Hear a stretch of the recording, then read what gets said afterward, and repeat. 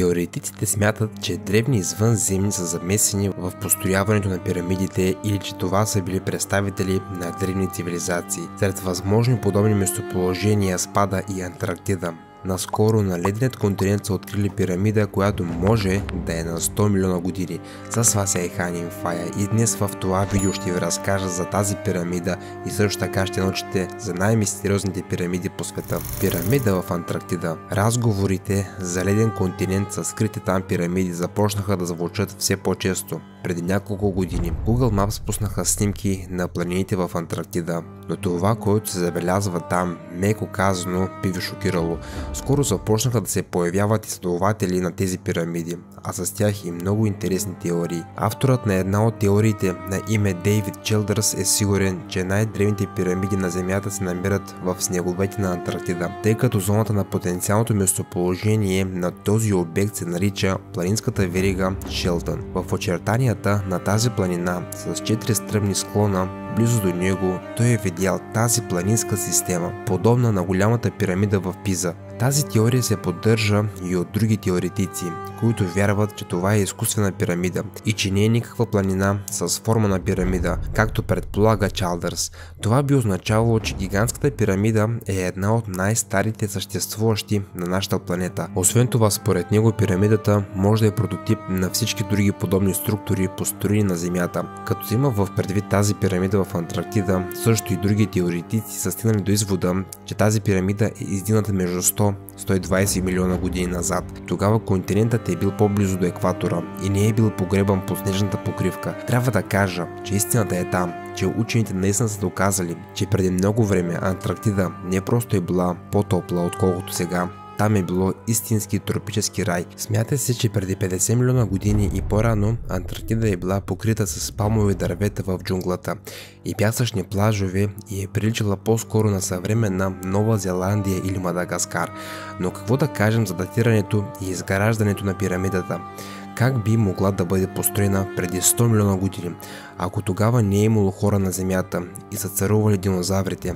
Експертите смятат, че този въпрос трябва да се обмисли въз основа на официалната наука. Според тях пирамидата в Антарктида е издигната от представители на неизвестна досега древна цивилизация, която е процъфтявала преди милиони години.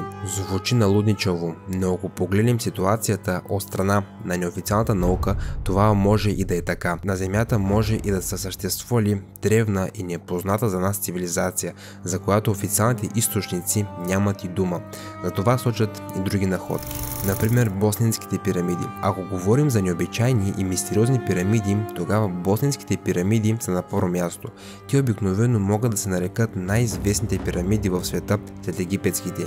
И всичко това е защото преди около 15 години те направиха сензация и вдигнаха шум в научния свят. За да открият и пирамидите, археологът Семир Османагич, изучавайки хълмовете, е открил, че пирамидите са с правилна форма. Вдъхновен от откритието, изследователят е побързал да приеме, че хълмовете всъщност са големи пирамиди, които той условно е нарекал пирамида на Слънцето и пирамида на Луната. Според него възрастта на пирамидите е повече от 12 000 години.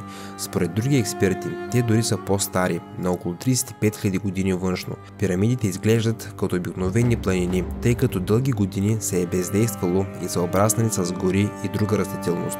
По-голяма от двете пирамиди е пирамидата на Слънцето, който означава, че е приблизително по-висока от пирамидата на Хеопс с 80 метра. Изследователя е сигурен, че босненските хълмове са пирамиди, което всъщност се посочва и от друга подробност. Пирамидата на Слънцето е обърната право на север. Фактът, че планините и хълмовете наистина могат да бъдат пирамиди, показва и друг нюанс. Под хълмовете са полирани бетонни плочи и са положени тунели, въпреки че официалната наука не признава босненските пирамиди. Семир е сигурен, че на 100% е прав и че босненските пирамиди са сложни творения на праисторическата цивилизация и че все още ние хората нищо не знаем. Има тайни на юг, в Югоизточна Азия, например в Индонезия, на остров Ява. Има мистериозна пирамида Гонунг Паданг от много години и не може да бъде открита поради факта, че пирамидата е била скрита под земния слой на планината.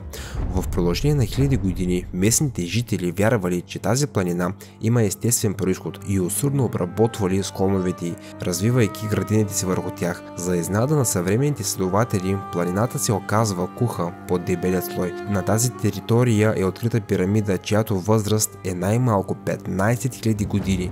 Височината на пирамидата е около 200 метра. Построена е от масивни блокове, издълбани от вулканичната скала. Забележително е, че много блокове имат ясни следи от изкуствена обработка. Съвременните учени не могат да отгаднат как и с какви инструменти е била обработена пирамидата преди хиляди години. Освен това, учените не могат да дешифрират надписите, които са открити по стените на пирамидите.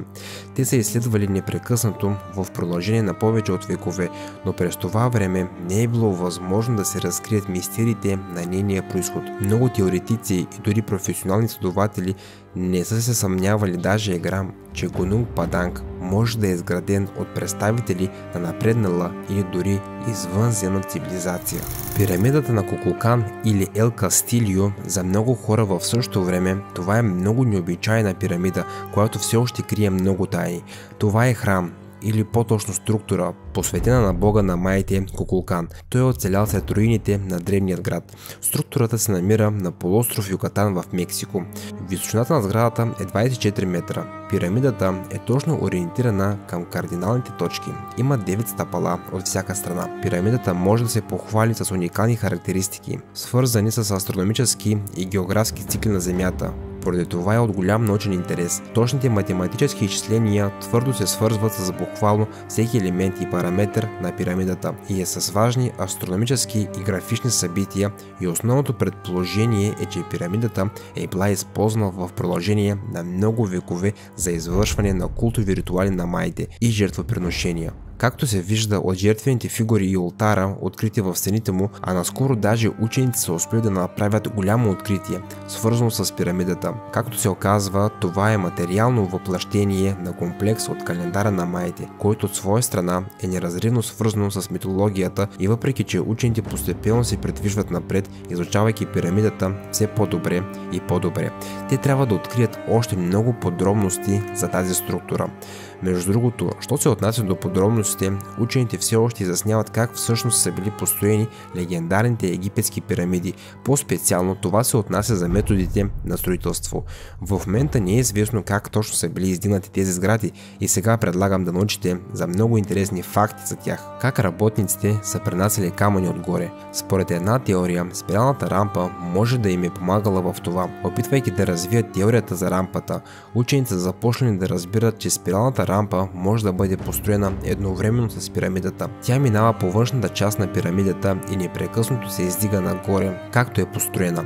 Но основният проблем с използването на спираловидната рампа е маневрирането на камъните. Влаченето на огромни камъни нагоре по склона е трудно. Те са били постоянно въртени, за да се изкачат по спиралата. Това създава допълнителни трудности, така че теорията за външните спирални рампи не е напълно правдоподобна. И колкото повече време се отделя в опити да се разбере как пирамидите са били построени от човека, толкова повече изглежда, че отговорът предполага нещо друго.